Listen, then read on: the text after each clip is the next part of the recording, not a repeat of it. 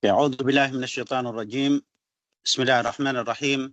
إن الحمد لله نحمده ونستعينه ونستغفره ونعوذ بالله من شرور أنفسنا ومن سيئات أعمالنا. من يهده الله فلا مضل له ومن يضلل فلا هادي له. Sa ngalan ni Allah, maawain na mahabagin, ang pagpupuri ay para kay Allah lamang, pinapapurihan natin siya, inaasahan, hinihinga ng kapatawaran at sa kanya tayo nagbabalik loob. Tayo mapakubkob kay Allah laban sa kasamaan ng ating mga sarili at kalaswaan ng ating mga gawa. Sino man ang gabayan ni Allah ay wala na makapagliligaw pa sa kanya, at sino man ang pabayaang maligaw ni Allah ay wala na makapaggagabay pa sa kanya. Next slide po siya kana. Asyhadu an la ilaha illallah wahdahu la syarika lah. Lam yalid walam yulad walam yakul lahu kufuwan ahad.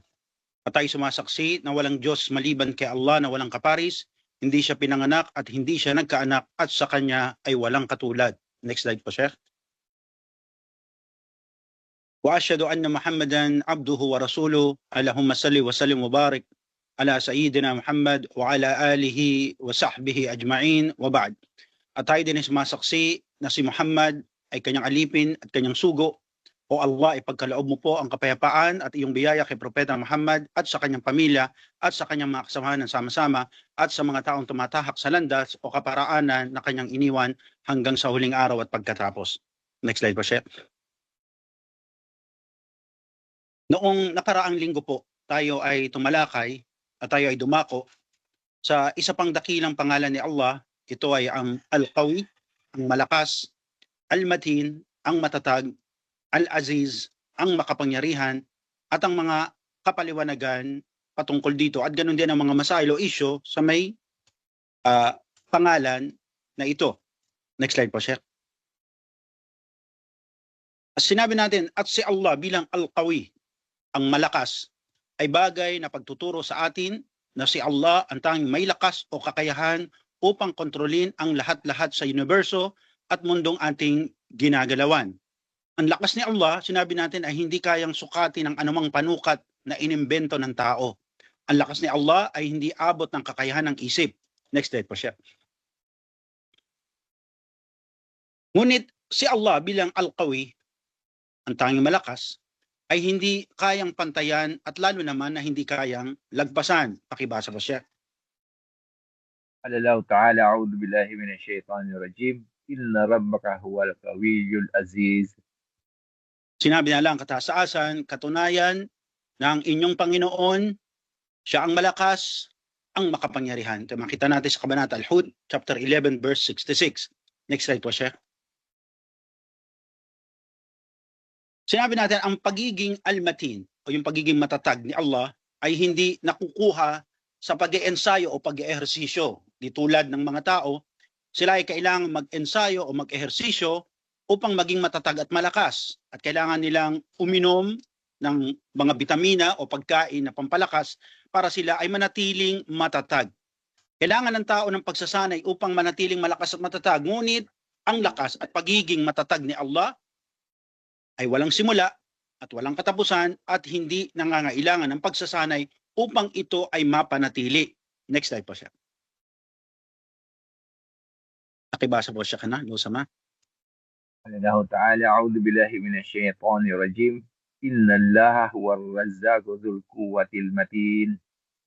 Sabi ni Allah subhanahu wa ta'ala, kataas-taasan, no? Katunayan, inna Allah, katunayan na si Allah, siya ang ar-razaq, ang malakas, ang matatag.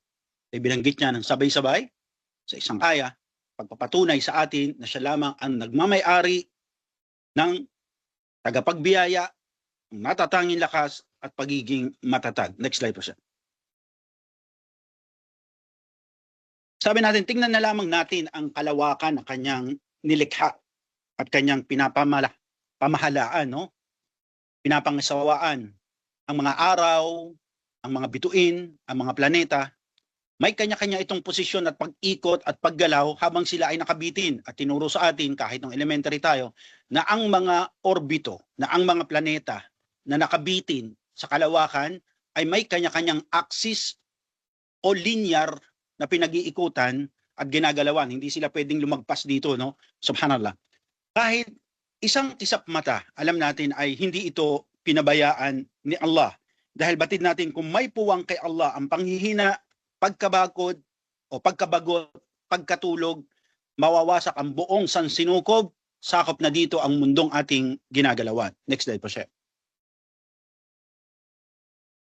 Pakibasa po siya kana. الله تعالى أعوذ بالله من الشيطان الرجيم الله لا إله إلا هو الحي القيوم لا Sinabi niya lang. تأخذه سنة ولا نوم له ما في السماوات وما في الأرض. Jazakallahu khaira. Mali sinabi niya lang katasaasan, si Allah walang Diyos maliban sa Kanya. Sinabi nga natin nakaraan, anumang Diyos ang tawagan nila o tawagin nilang Diyos, ito ay huwad o huwa batil. Sabi natin siya ang walang hanggang buhay, walang espasyo kay Allah, kabahagi ito ng paniniwala ng tiyak kay Allah na si Allah ay walang hanggang buhay. No, dahil hindi tama at hindi wasto ang ating paniniwala kay Allah kung merong kathang isip o meron tayong idea o opinion sa ating kaisipan na si Allah ay namatay at muling nabuhay dahil kabahagi ng kanyang pagiging Diyos na siya ay walang hanggang buhay. Siya ay hindi tinatamaan ng antok at ng tulog. Sa kanya anuman ang nasa kalangitan at anumang nasa kalupaan. Ito matagpuan natin sa Kabanata Al-Baqarah, chapter 2, verse 255. Next slide po, Sheikh. Alif. Yeah. Sabi natin si Allah bilang Al-Aziz, ang makapangyarihan, na sa kanya nagmumula ng gagaling ang lahat ng uri ng kapangyarihan at lahat ng uri ng lakas.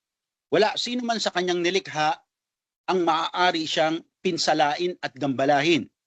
Next slide po siya.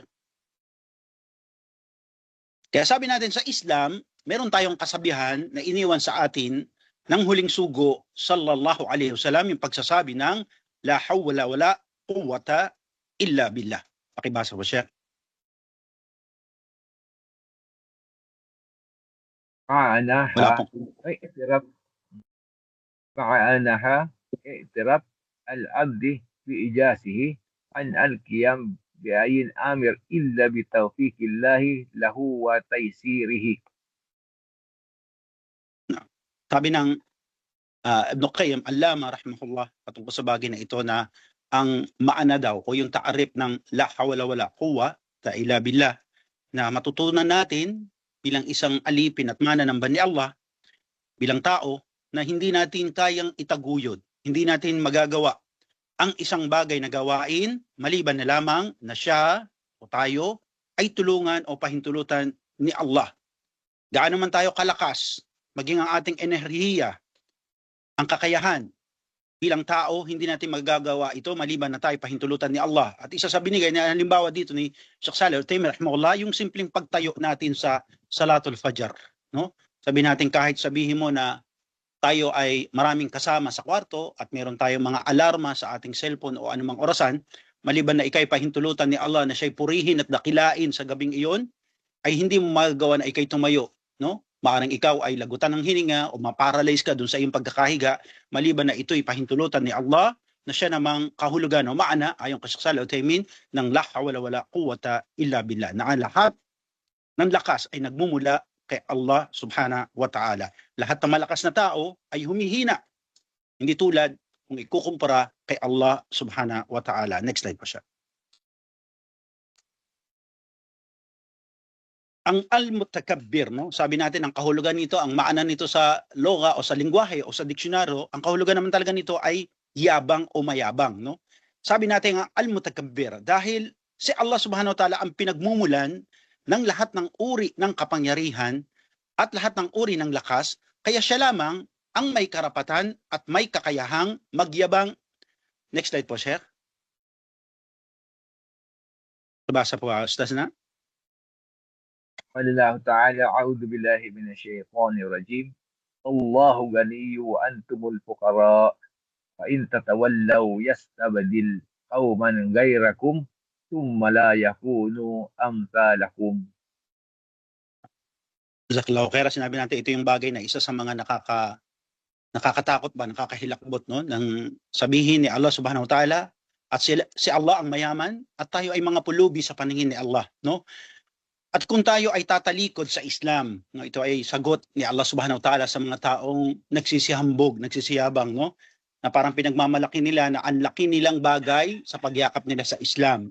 No? Ang sabi ni Allah subhanahu wa ta'ala, kung tumalikod kayo sa Islam, papalitan kayo ni Allah ng ibang grupo ng mga tao. Pagkatapos sila ay hindi natin katulad. No? Sabi nga ng mufassirun, ipapalit ni Allah subhanahu wa ta'ala sa atin ay mga mas mainam na grupo ng tao na mas sasamba, mas tatalima at mas susunod kay Allah subhanahu wa ta'ala. Kaya ito ay bagay na dapat natin tandaan. No? Hindi tayo kailangan ng Islam, tayo ang may kailangan sa Islam. Hindi tayo kailangan ni Allah, bagkus tayo ang may kailangan kay Allah. Kaya ito yung bagay na tinuturo sa atin ng Islam na kaya tayo nagdudua. No? Kaya tayo humihiling, ihdina, no? Ihdina, iyyaka na'budu, iyyaka nasta'in. Ito yung mga bagay na pagpapatunay na tayo ang may kailangan kay Allah, tayo may kailangan sa Islam, tayo ay bagay na pulubi o pukara sa paningin ni Allah subhanahu wa ta'ala. Kaya ang ating choices dito, either sumunod o kaya ay hindi sumunod. Kung tayo sumunod, alhamdulillah, tayo gagabayan at gagantimpalaan ni Allah subhanahu wa ta'ala. At kung tayo hindi sumunod, papalitan tayo ni Allah ng mas mabuting uri ng tao na susunod at tatalima sa Kanya, at ang para sa atin ay ang Kanyang kaparusahan. Wa'yadbillah. Next slide po siya.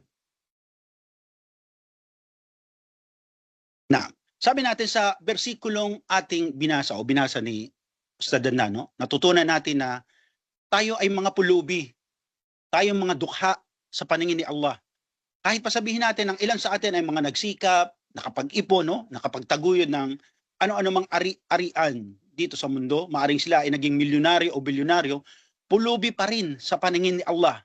Kahit pa ang ilan sa atin ay may mga posisyon sa lipunan at napapaligiran ng kanyang mga bodyguard.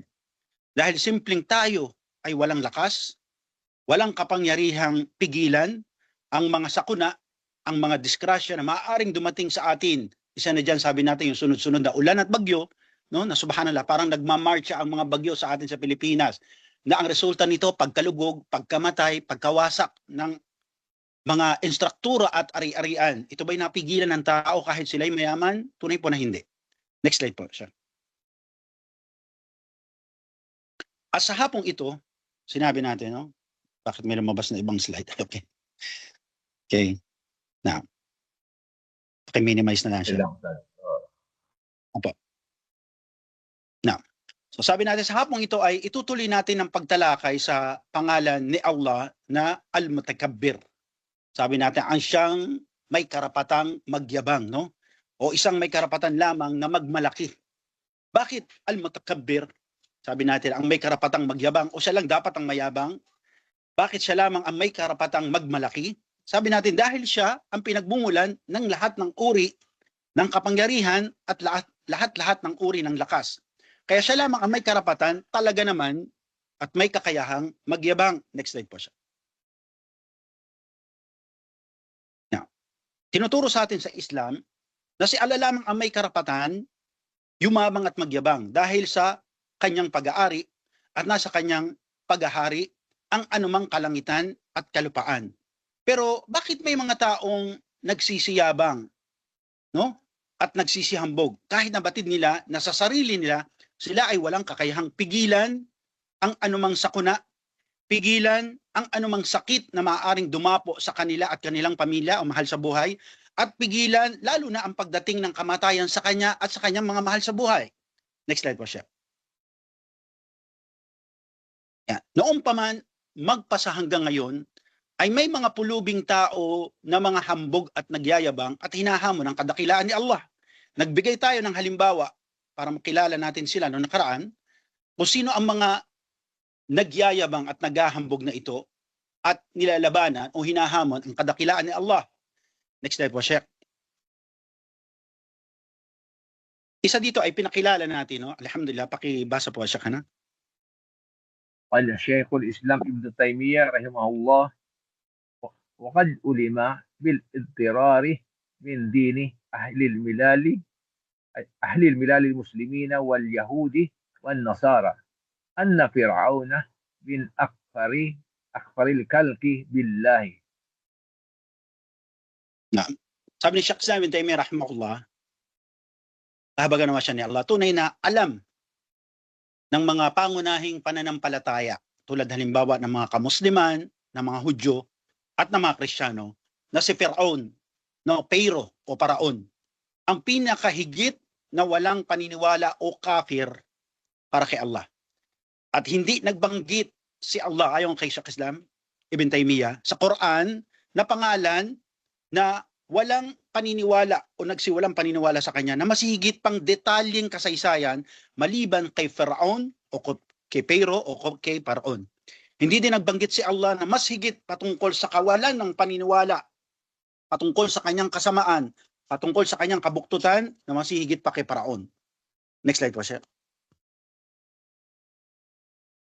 Nah. Kaya sabi natin nung nakaraan, ma huwa Faraon wa ma huwa, no? Sino ba to si Faraon at ano ba siya? Sabi natin si Faraon kinilala ng mga naunang tao tulad ng mga Ehipto, no? Si Faraon ang kataas-taasang pinuno ng sinaunang Masr o yung Ehipto. Nagsisilbi sila o siya bilang pinuno ng estado o gobyerno. At pinuno din ng relihiyon kasi sa ibang mga kabansaan at lugar, magkahiwalay ang simbahan at ang pamamahala. Pero ng kapanahonan niya, ito ay hawak niya lahat, no? Tinuturing sila na isang buhay na anak ng Diyos na umaapak sa lupa. Subhanallah. Isang tagapamagitan anya siya sa Diyos na may kapal na nasa langit na tinatawag nilang si Horus. Siya umano ay responsable sa mga batas. Siya ang nagdidesisyon patungkol kung may digmaan o wala. Siya daw ang nagmamay-ari ng lahat ng buwis sa kalupaan. Pati ang lahat ng kalupaan ay kanya. At ganun din, siya ang namamahala at nagpapanatili ng kaayusan ng kalawakan. Wayyadubillah. No? Next slide po, sir. Sabi din natin nakaraan, bilang sagot, no, ma huwa asyar alladhi artaktabu Faraon bil haqq fil ard, no? Ano daw tong kabuktutan, ano tong kabalbalan, ano tong kasamaan na pinaggagawa ni Faraon sa kalupaan ng kanyang kapanahunan. Next slide po, sir. Sabi natin si Faraon, sumpain nawa siya ni Allah. Siya lang naman ang nagsabi at nag-angkin na siya ang Panginoong Diyos na may kapal. Pakibasa po, sir. Allah Ta'ala, a'udhu billahi minasyaitanir rajim. Fahashara fanada. Qala ana rabbukumul a'la. Yan, sinabi na lang katasaasan, kaya tinipon niya yung mga tao at siya nanawagan. Ano ang sabi ng baluktot at masamang taong ito? Sumpain nawa siya nila. Sabi niya, at nagsabi siya, ako ang Panginoong kataas-taasan, ana rabbukumul a'la, no? Sa daw yung kataas-taasan. Alam natin na ito'y nagloko-loko pa, no, kay Musa. Nang sabihin ni Musa na siya at si Harun o Aaron, kanyang kapatid, ay pinadala sa Ehipto ng isang kataas-taasan. Sabi nito ni Faraon, niloko-loko niya si Musa, at sabi niya, siya ay magpapatayo ng tore, umano, at aakyat siya doon sa taas at sisilipin niya sa langit kung nandoon nga ang Rabbul Alamin. Wayyadubillah. Next slide po siya. Pakibasa po siya na. Allah Ta'ala, a'udhu billahi minasyaitanir rajim. Inna fir'auna 'ala fil ard wa ja'ala ahlaha shiya'i yastad'ifu ta'ifatan minhum yatadabbahu abana'ahum wa yastahyi nisa'ahum. Innahu kana minal mufsidin. Sabi niya lang kataas-taasan patungkol doon sa kabuktutan, kasamaan at kabalbalan na ginawa nito ni Faraon, no? Pagkatapos niyang angkinin na siya ay Panginoon ng kataas-taasan, no? Sabi ni Allah Subhanahu wa ta'ala, pagbabalita pa sa atin, katunayan na si Faraon nagyabang. Inangkin niya na siya ay Diyos sa kalupaan at kanyang ginawang sekta o grupo ang kanyang mamamayan ng Ehipto. Gumawa siya ng sariling rehiyon doon sa kanyang nasasakupan. At ano ang sinabi niya? Ana rabbukumul a'la. Ako ang Panginoon niyo, no? Subhanallah. Kaya ginawa niya sekta yung kanyang mga tao. At inalipusta niya ang angkan o lahi ng Israel. Sa anong paraan? Ginawa silang alipin. At pinagkakakatay niya, pinagpapapatay niya ang mga anak na batang lalaki at ipinapahiya ang mga kababaihan. Katunayan na siya ay kabilang sa mga nagbalabis. Kabanata Al-Qasas, ayah number 4. Next slide po, sir. Sabi nga ng mga mufassirun, ayon kay Ibn Kathir, rahimahullah, sabi sa ulat na ano ba tong kasamaan na ginagawa nito ni Faraon? No? Sabi na pinag-uutos niya sa kanyang mga kawal, no? Sa kawal ng Faraon, na ipakain sa buhaya ang mga sanggol na lalaki na bata, no? habang nanonood yung mga nanay. Ganito ang paraan kung paano niya hiyain ang mga nanay ng mga batang ito, no? Billah. Papatayin yung anak mo sa harapan mo, no? Sabi ba, meron pang ulat doon na meron siyang tinaga tapos pinakain sa buhaya. Ito ay isang malaking trauma sa mga ina na patayin ang sarili nilang anak sa kanilang harapan at paningin na wala silang magawa. At sabi nga ng ibang mga ulat, di ba sa National Geographic na umano kaya daw nagsisilakihan na higante ang size ng mga crocodile o tinatawag natin na Nile crocodile kasi nga sanay silang kumain ng tao noon. Billah, no? Next slide po siya. Pakibasa po muli. ولما أزداد طغيان فرعون جاء الأمر الإلهي بالفرج فأمر الله موسى أن يخرج ببني إسرائيل من مصر سرا. Na, sabi doon nang sumidhi na ang pagsasamantala, pagmamalabis at pang-aapi na ginagawa nito ni Faraon sa mga Banu Israel. Kaya nag-utos na si Allah subhanahu wa ta'ala kay Musa, no? Na sinabihan ni Allah subhanahu wa ta'ala si Musa alayhi salam na ilabas ang mga Banu Israel sa Ehipto habang madilim ang paligid, no? Na kung saan sabi doon na sila'y umalis ng patago. Sila ay umalis habang ngit-ngit o madilim pa yung paligid, no? Nang malaman ni Faraon na tumakas sila, kasi dito sa rawi na ito na walang kabatiran si Faraon na nagsilayasan na pala to, no? Pero sa ibang mga pelikula makikita nyo na parang pinayagan siya, no? Pero si Faraon sa rawi na ito na hindi sila pinayagan. Nang malaman niya, natuklasan niya na ito'y lumayas, no? Dahil sa utos ni Allah na sila'y umalis habang madilim, no? Subhanallah, tinipon ni Faraon ang kanyang mga kawal at hukbo. At pinag-utusan sila na habulin at tugisin si Musa at ang kanyang mga kasamahan, ang mga Banu Israel. Sabi doon, bago pa sila makatawid ng dagat. Next slide po siya. Pakibasa po siya kana. وخرج فرعون وجنوده تركين وراءهم البسات والجنة والأموال. Sabi doon, sabi mga scholar, umalis nga si Faraon, no? Ayon sa mga mu'arrikin. At umalis sila sa Faraon at ang kanyang mga kawal para sundan at habulin si Musa, si Harun at ang kanyang mga kasamahan, ang mga Banu Israel. Sabi doon sa kanilang paghabol, kasi ano nga naman ang kalaban, yung sabi natin, ano ba naman ang itatapat ng mga taong naglalakad at tumatakbo, no? At ang kanilang kamelo sa mga kalesa na mayroong mga mabibilis tumakbong kabayo, kaya sila inabutan. Sabi doon na madaling araw na inabutan sila malapit sa baybaying dagat. Ito yung tinatawag natin na Red Sea, no? Kaya kung sino yung nandiyan sa Saudi Arabia sa Jeddah o kaya parte ng Tabuk, no? Na kung saan doon tumawid si Sayyidina Musa alayhi salam at sila'y namalagi at paikot-ikot sa Jeddah, no? Sabi natin, nanawagan ngayon kay Allah si Musa. Kasi bakit? Nakita niya na paparating na ang mga kawal ni Faraon. Sabi natin, nag-i-hysterical na, no? Nai-stress na yung mga Banu Israel. Next slide po siya. Yan. Pakibasa ba siya ka na?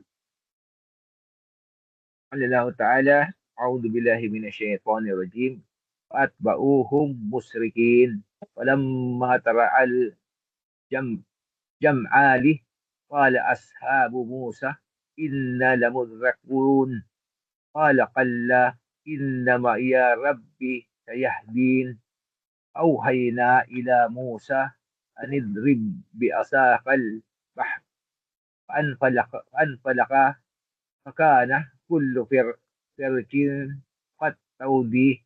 كالطود العظيم. Sabi na lang katasasan bilang pagbabalita sa atin sa pangyayaring ito, no? Sinabi na lang katasasan kaya sinundan nga sila, no? At inabutan sila mag-uumaga na. Sabihin natin Fajr, no? At nang pang-abot ang dalawang grupo, sinabi ng mga kasamahan ni Musa, ang Banu Israel. Dito pala makikita nyo kung gaano walang katiwa-tiwala itong mga Banu Israel, no? Kung paano sila kinumpera ng mga salaf at usali, tulad ng Ibn Qayyim, no? Islam bin Taymiyyah, kung paano ikinumpara ng mga scholar na ito ang mga kasamahan ni Musa at kasamahan ni Propeta Muhammad sallallahu alaihi wasallam. Sabi nga ni Imam Sa'di, no, natunghayan nila, nakita nila ng kanilang mga mata ang mga tisa at ayat, no, yung mga siyam na milagro na pinakita ni Musa na binigay sa kanya ni Allah na tanda para maging kalasag niya at palayasin o paalisin ang mga Banu Israel. Subhanallah. Pero kahit ito'y nakita nila, sila pa rin ay bukod, sabi na, tanging mga taong punong-puno ng pagdududa. Nang makita nila yung kawal na Faraon, ang sabi nila, siguradong magagapi na tayo. Matatalo na tayo. Subhanallah. Kaya sinabi ni Musa at nagwika sa kanila, sa mga matitigas na ulo na ito ng mga Banu Israel. Sabi niya, tunay na hindi, kalla. No? Kasama ko ang aking Panginoon na siyang maggagabay sa atin. Kasi nakita na ng mga Banu Israel, ending point na, no? Dead end na. Kasi bakit dagat na? Saan pa sila pupunta? Wala na, masusukol na sila. No? Subhanallah. At ipinahayag ni Allah subhanahu wa ta'ala kay Musa at inutusan siya, paluin mo, Adreb. No?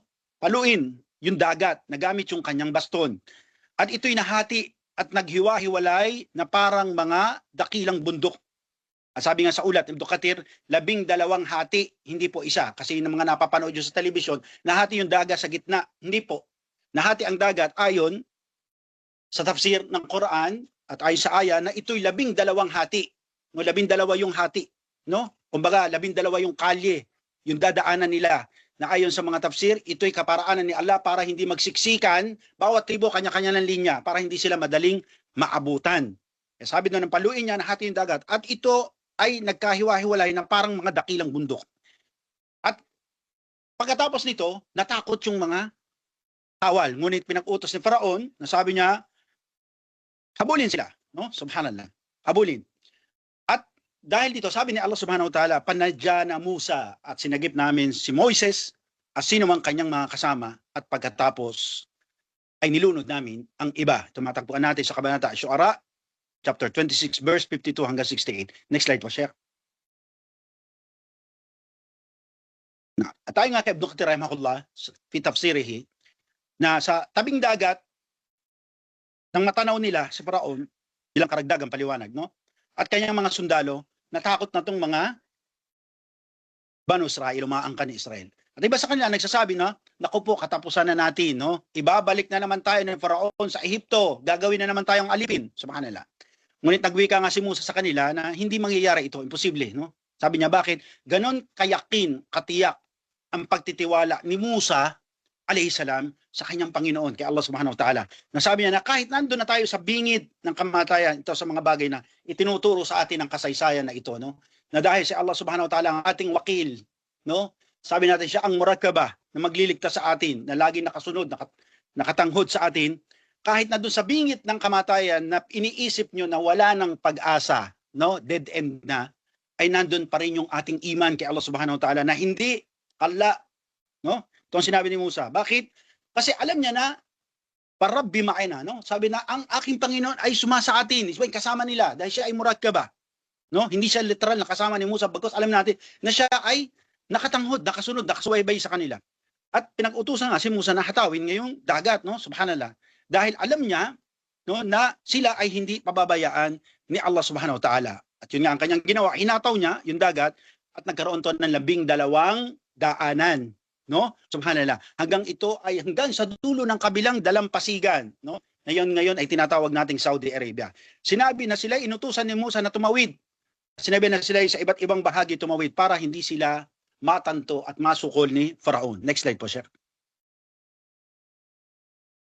Ayan, pakibasa po siya kana.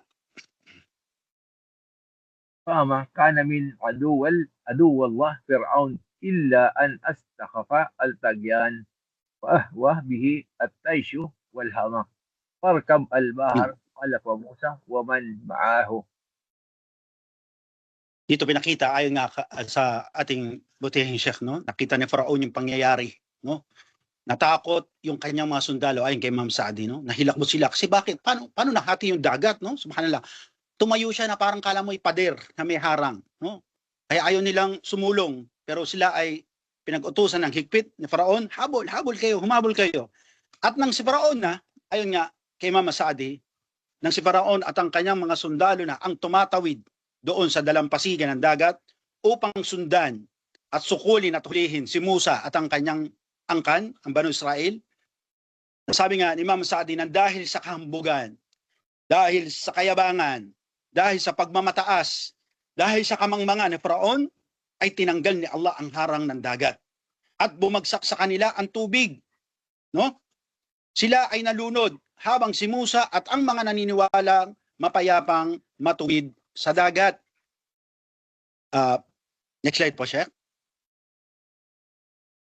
Ayan.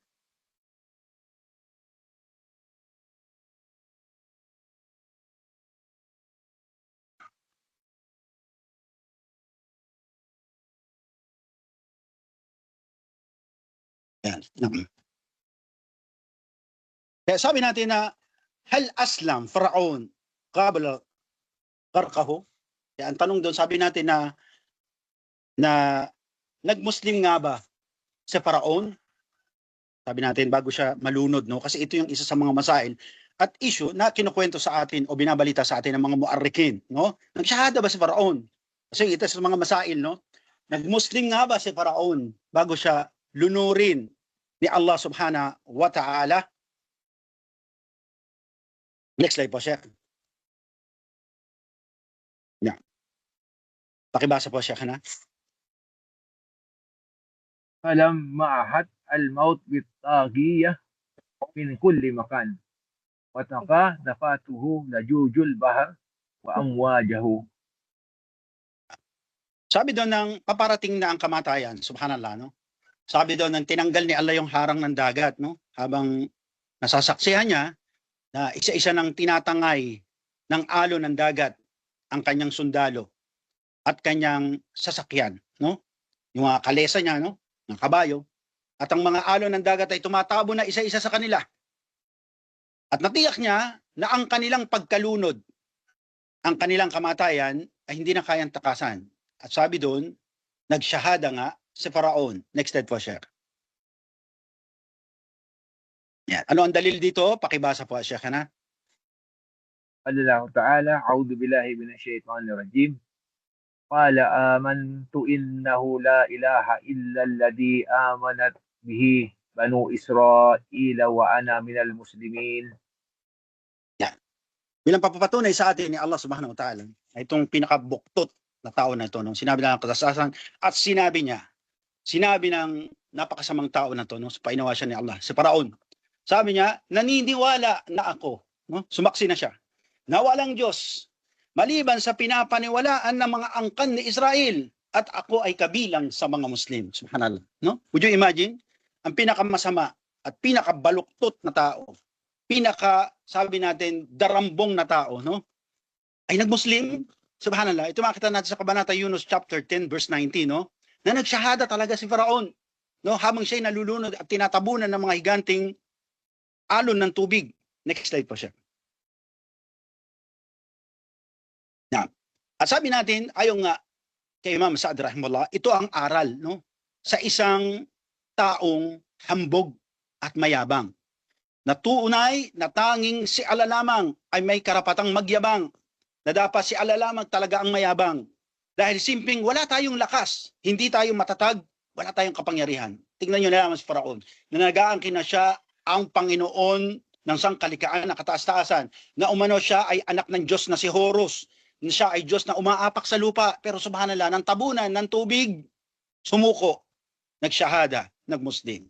Subhanallah. Next slide po, sir.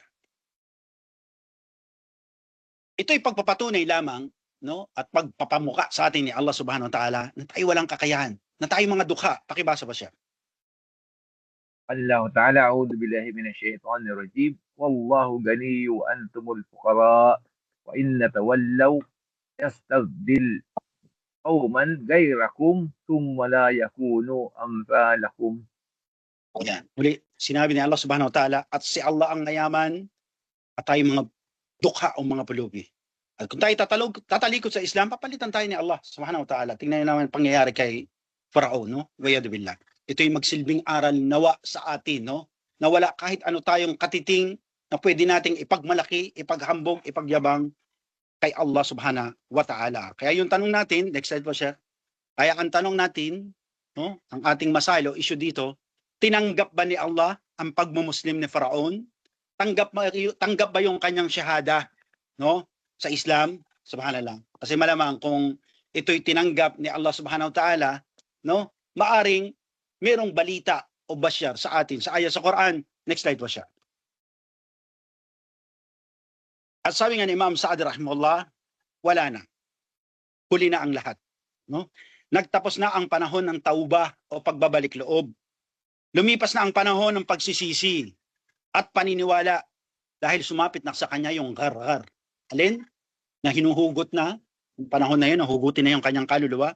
Wala na ang kayabangan, wala na ang kasamaan, wala na ang lakas, maging ang kanyang mga hukbong sandatahan. Sa oras na ito, ay wala nang pagtakas at di na kayang takasan ang kanyang kamatayan. Kaya sa huli, hindi tinanggap ni Allah subhanahu wa ta'ala ang kanyang syahadat. Ayon pa sa ulat, ayon sa mga ahal kitab, na nais pa ni Jibril alayhi salam na lagyan o butangan, lagyan ng buhangin yung kanyang bibig para hindi siya makapagsyahada. Pero ito ay takdir ni Allah subhanahu wa ta'ala. Nagsyahada man siya, pero ito ay hindi tinanggap ni Allah subhanahu wa ta'ala. Next slide po siya. Ayan. Pakibasa po siya. ولا شيخ أنا موت هذا الطاغية المسرف في الطاغيا قيمة هذا الموقف الأديمة من آدم الآية التي تبين عاقبة العناد والدلم والاستكبار. Ito ang aral sa atin, no? At walang pagdududa na ang kamatayan ng pinakamasamang taong ito, no? Pinakabaluktot na taong ito, pinakamapagmalabis na taong ito. Ito'y nagpapakita na ang katigasan ng ulo at bumbunan, ang kasamaan at kayabangan ay may katapusan at may karampatang kaparusahan. Next slide po siya. Isa pang halimbawa na nagyabang at hinamon, no? Sabi natin ang kadakilaan ni Allah subhanahu wa ta'ala. Ito yung nangyari noong 19th century, no? Na mayroon ding nagyabang at nag-angkin ng isang Britanong naval engineer. Ibig sabihin ito ay inyehero na siya nagdidisenyo ng barkong pandigma. No? Itong naval engineer na to na si Thomas Andrews Jr., siya ang utak at pasimuno ng pagtatayo ng sasakyang pandagat na kanyang tinawag na unsinkable o di kayang palubugin o di lulubog. No? Na kahit ito ay hampasin ng higanting alon ayon sa kanya. At tinawag niya ang sasakyang pandagat na ito bilang Titanic. Next slide po siya. Sabi natin ang barkong ito, no, ang Titanic, umano ito ang pangalawa sa tatlong barkong pangkaragatan na may klaseng Olympic size, no? Sabi natin na napakalaki, ngunit ayon nga sa datos na siya yung pinakamalaki nung panahon na ito ay ginawa, no? Na ginawa siya para sa kumpanyang White Star Line mula sa bansang Britanya o United Kingdom. Ito ayon sa kanila na itinayo sa Harland and Wolff Shipyard sa Belfast sa United Kingdom. At ito ang pinakamalaking barko na ayon sa kasaysayan na nakalutang noong panahon na pumasok ito 1912, no, sa serbisyo. Next slide po sir. Sinabi pa na ang barko ay dinisenyo upang maging tugatog ng kaginhawahan at karangyaan na nagtatampok ng mga kagamitan tulad ng gymnasium, no? Imagine niyo barko, meron siyang gymnasium, may swimming pool, may sinihan, no? At mga mararangyang first class cabin. Dahil sa mga makabagong tampok at kagamitan sa kaligtasan tulad ng compartment nito na umano hindi to kayang tablan ng tubig, waterproof daw umano. Kaya tinuturing nila ito, lalo ng inyehero nito, na ito ay unsinkable. Hindi raw kaya lumubog, no? Subhanallah. Next slide po siya. Sabi nga sa kasaysayan na ang Titanic ay naglayag sa unang paglayag nito noong Abril 10, 1912. Sa ilalim ng pamumuno ni Kapitan Edward John Smith. May lulan o sakay ito na ayon sa datos na 1,500 na pasahero at sa kabuuan umano ito ay may sakay na 2,224 na tao kasama ang mga empleyado ng barko nito. Umalis niya ang barko mula sa pier ng Hampton, England, papunta sana sa New York sa Amerika. Next slide po siya. Noong April 15, 1912, imagine niyo, pagkaraan lamang ng halos higit kumulang na 3 araw, no? Sabi natin 3 gabi, 2 araw, no? No, subhanallah. Na paglalayag ay ang kawawang barko ay bumangga sa isang malaking bloke ng yelo o tinatawag natin na iceberg. No, bumangga yung barkong Titanic sa iceberg na nagresulta ng trahedya ng pagkamatay na higit kumulang na 2,000 katao na nakasakay dito. At isa ito sa pinakasikat at tanyag na sakuna sa karagatan ng modernong kasaysayan ng 19th century. Next slide po siya. Ayon pa sa ulat, noong gabi ng April 14, 1912, mga bandang alas 11 ng gabi, nang bumangga ang barko o yung barkong Titanic sa isang higanting bloke o iceberg at ito'y tinamaan sa may kanang bahagi ng barko, nagdulot ito ng sunod-sunod na pagkasira at pagkawasak. Sabi doon sa ulat, napilas yung bakal, no? Na tagiliran ng barko. Nasabi doon na hindi bababa sa 5 palapag ng barko kasi meron siyang lower deck, no? 5 palapag baba ang nawasak, no? At sinasabing ang kinila waterproof, di tinatablan ng tubig. Subhanallah, dahil ito'y napilas dahil lang sa yelo ay napuno ang 5 palapag ng barko na yung pababa ng tubig.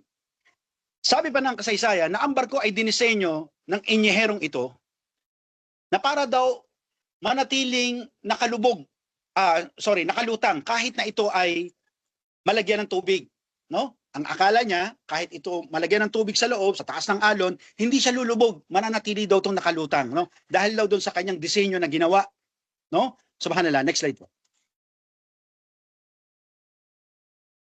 Ngunit laking gulat, no, ng may-ari ng barkong ito at ng inyeherong ito at ganoon din ang kapitan nang sabihin ni Thomas Andrews na siyang inyehero, yung engineer nito, na ang Titanic ay meron lamang hanggang 2 oras maximum bago siya lumubog ang sinkabol. Tapos ngayon nag-change yung kanyang pananalita na hindi kayang lumubog, hindi tinatabla ng tubig, ngayon 2 oras lang lulubog na tayo, subhanallah. Kaya ginawa ng kapitan, siya gumawa ng isang distress call o yung emergency SOS, no? Ang pinadala ng kapitan sa ere. At sabi doon, ang Cunard liner ng Carpathia na siyang malapit sa kanilang kinaroroonan ay biglang nagpalit ng kurso. Parang nagtauba siya, bumalik, no? Na siyang malapit kasi doon. Siya yung pinakamalapit na nag-respond. At sabi doon, siya ay nagpalit ng direction at tumungo papunta doon sa kinaroroonan ng Titanic na umano'y hindi lulubog, no? Para sila ay saklolohan. Ngunit ayon nga sa ulat na ang kalkulasyon ng barkong ito, ng Cunard liner, ay 3 oras ang babiyahihin nila bago sila dumating doon sa kinaroroonan ng Titanic. Subhanallah. Next slide po siya. At sabi pa sa ulat, sa datos, na ang mga lifeboat o kaya yung bangka, no, na lumulutang sa tubig na nakalagay sa loob ng Titanic ay may kapasidad lamang na magsakay ng 1,178 na katao lamang, na halos ayon nga sa datos na kalahati lang ng mga tao na nakasakay sa barko ang pwede niyang isakay, no? Subhanallah. Ito ay dahil sa akala nila, kaya daw nila to ginawa, sinadya nila, kasi inaakala nga nila na ang barkong ito ay hindi lulubog. Akala lang pala nila yan, no? At sabi nga sa ulat na si John Jacob Astor DePort, siya yung pinakamayaman noon, no? Nang kapanahonan na iyon, 1912, ay nakasakay sa loob ng barkong ito at kasama siyang nalubog sa loob ng Titanic at lumubog sa kailaliman ng dagat. Maging ang kanyang kayamanan, ang kanyang kasikatan, ang kanyang posisyon, walang nagawa para iligtas siya sa trahedya ng kamatayan. Next slide po. Sinabi nga sa ulat, bandang alas 2:20 ng madaling araw, 2:20 ng madaling araw, Abril 15, no? April 15, 2012, ang barko ay nahati sa 2 at lumubog sa ilalim ng karagatan ang sinkabol. Hindi lumulubog, lumubog sa ilalim ng dagat. Higit kumulang, sabi doon, na ang sukat nito ay 400 na nautical miles mula sa karagatan ng Newfoundland, Canada. So malapit sa Canada siya lumubog. Sinabi pa ng datos na ang huling buhay o huling survivor nito, na ang edad niya 2 buwan. Imagine niyo, subhanallah, meron pala nakasurvive, no? 2 buwan yung batang iyon na makasurvive siya kasi ayon sa ulat na tinabunan siya ng mga tao, yung mga namatay sa lamig. Imagine niyo, 3 oras kayo na nasa karagatan na nag-freeze siya, nagyayelo, yung batang yun tinabunan kaya siya nanatiling hindi na-frozen, no? Ang pangalan niya ay si Milvinadine, no? Na siya noon 2 buwan daw siya nung siya ay lumubog yung barkong Titanic. At namatay siya noong 2009 sa edad na 97 taong gulang. Subhanallah, no? Next slide po siya. Sa pangyayaring ito, marami po tayong aral na matututunan, no? At iniwanan ng kasaysayang ito at ng taong mayabang, no? Sumulpot una ang batas, sabi natin, patungkol sa mga manlalakbay ng dagat na kailangan meron kayong ganito, kailangan may insurance kayo, kailangan may ano kayo, etc. Para pangalagaan umano ang pasahero o sabi natin yung mga maglalakbay sa dagat, no? At ganoon din ang mga empleyado ng sasakyan dagat, kailangan meron silang tinatawag na additional na bayad kung sila ay sasakay at tatawid sa mga Antartiko o malalaking karagatan. Maging ang industriya ng pelikula ay hindi nagpahuli, ha? Kanilang ginawa ng pelikula ang trahedyang ito na pinamagatan nilang James Cameron Titanic. Alam natin na pinagbidahan ni Leonardo DiCaprio at Kate Winslet, no? Next slide po siya. Ngunit ayon sa mga scholar na ang dakilang aral na iniwan sa atin ng pangyayari sa kasaysayan na dahil ang mga tao ay hindi immortal, no? Walang kapangyarihan, walang lakas tulad ni Allah, kaya sila ay hindi magtatagumpay. Bunga ng kanilang kayabangan at kahambugan ay pinakita sa kanila ni Allah, pinamuka sa kanila ni Allah na si Allah lamang ang Al-Qawi, ang malakas, ang Al-Matin, ang matatag, ang Al-Aziz, ang makapangyarihan, at ang Al-Mutakabbir, na siya lamang ang may karapatang magyabang. Hanggang dito na lamang muna. Subhanaka wa bihamdik, asyhadu an la ilaha illa anta, astaghfiruka wa atubu ilaik. Back to you, admin, Asya Kadnan, hayakumullah, jazakumullahu khaira sa inyong mga oras at panahon.